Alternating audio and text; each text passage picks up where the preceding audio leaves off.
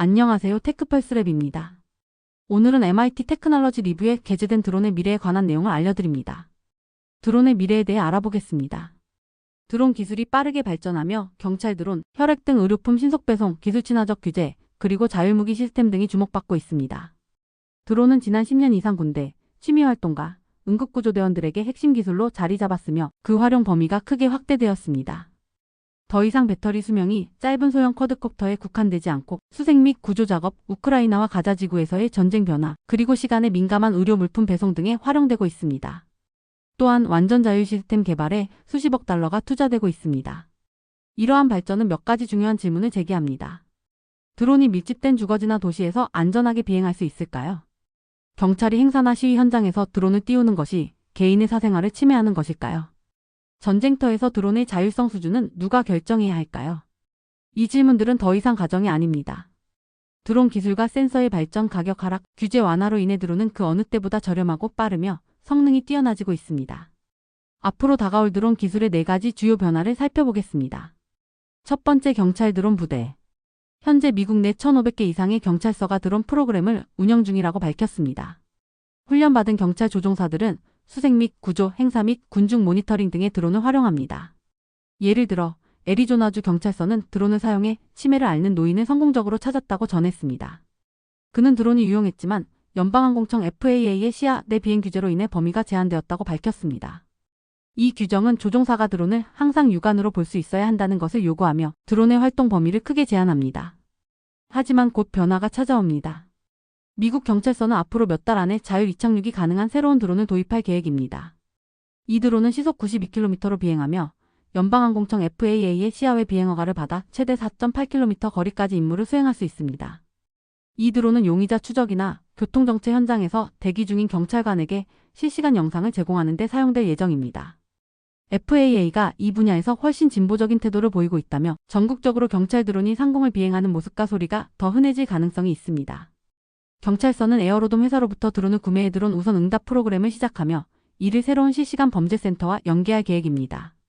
이러한 센터는 미국 경찰서에서 점점 일반화되고 있으며 카메라, 번호판 인식기, 드론 등을 연결해 실시간 상황을 추적합니다. 그러나 이러한 기술의 확산은 드론 및 기타 감시, 장비의 영상 사용 및 공유에 대한 투명성이 부족하다는 프라이버시 옹호자들의 비판을 받고 있습니다. 2019년 캘리포니아주 경찰서는 최초로 시야외 비행 허가를 받았지만 영상 수집 및 사용의 투명성 부족으로 지역 주민들의 비판을 받았습니다. 미국 시민자유연합의 선임 정책 분석가는 이러한 허가가 프라이버시 문제를 악화시킬 수 있다고 경고하며 FAA가 허가를 계속 확대하면 경찰 드론이 도시 전역을 감시할 수 있게 되어 집 밖을 나서는 순간부터 경찰의 감시를 받는 느낌을 받을 수 있다고 우려했습니다. 그는 드론의 이점이 있더라도 강력한 견제와 균형이 필요하다고 강조했습니다. 두 번째, 드론 배송의 제도약. 드론 배송은 오랫동안 과대 광고된 기술로 기술 기업들이 드론으로 주문 몇 시간 만에 집 앞까지 물건을 배달하는 미래를 약속했지만 미국에서는 FAA의 시야 내 비행 규제로 인해 소규모 시범 프로젝트를 넘어서지 못했습니다. 하지만 올해부터 규제가 완화되고 있습니다. 아마존의 프라임 에어 프로그램은 드론이 장애물을 감지하고 충돌을 피할 수 있는 자체 시스템을 개발해 FAA의 허가를 받아 텍사스에서 운영을 확장했습니다. FAA는 지난 7월 지플라인과 구글의 윙 에비에이션이 시각적 관찰자 없이 동일 공역에서 비행할 수 있도록 허가받았습니다. 이러한 변화로 드론 배송 가능성이 조금씩 높아지고 있지만 더 주목할 만한 용도는 의료 배송입니다. 미주리 마이너스 세인트루이스 대학의 샤키바 NIT 교수는 드론이 백신, 항독소, 장기, 혈액 등을 원격지로 배송하는 데 혁신적일 수 있다고 연구했습니다. 특히 장기 이식 전 필요한 혈액 검사를 신속히 전달하는 데 드론이 큰 역할을 할 수 있다고 설명했습니다. 이는 시간이 생명인 상황에서 큰 변화를 가져올 수 있습니다. 세 번째, 드론 공급망의 국내화. 지난해 12월 제정된 미국 안보드론법은 러시아와 중국 등 국가 안보에 위협이 되는 국가에서 드론을 구매하는 것을 금지했습니다. 중국은 드론 및 부품 제조의 선두주자로 미국 내 경찰 드론의 90% 이상이 중국 선전의 DJI 회사 제품입니다.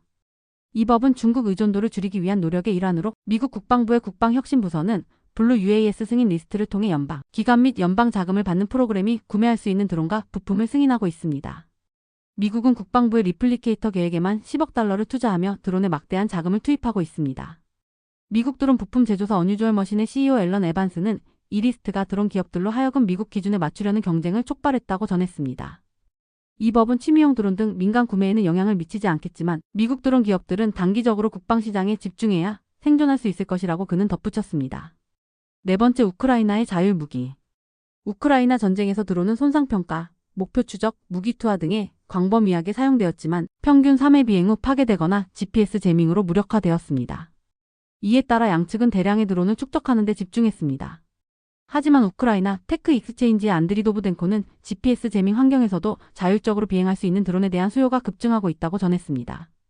전선의 70%가 제밍 영향을 받는 상황에서 자율 드론은 라이더 같은 센서를 활용해 탐색하지만 안개 등 악천후에서는 어려움이 있습니다. 자율 무기의 발전은 인간의 의사결정에서 얼마나 배제되어야 하는지에 대한 심각한 질문을 던집니다. 우크라이나 전쟁은 이러한 자율 드론의 테스트 무대가 되고 있지만 전쟁 중에는 생존이 우선이기에 도덕적 질문이 뒤로 밀려납니다. 드론 기술의 발전은 우리의 삶과 전쟁, 그리고 사회적 논쟁을 빠르게 변화시키고 있습니다. 앞으로의 규제와 기술적 진보가 이 질문들에 어떤 답을 줄지 주목됩니다. 이 내용이 도움되셨다면 구독 부탁드립니다. 시청해주셔서 감사합니다.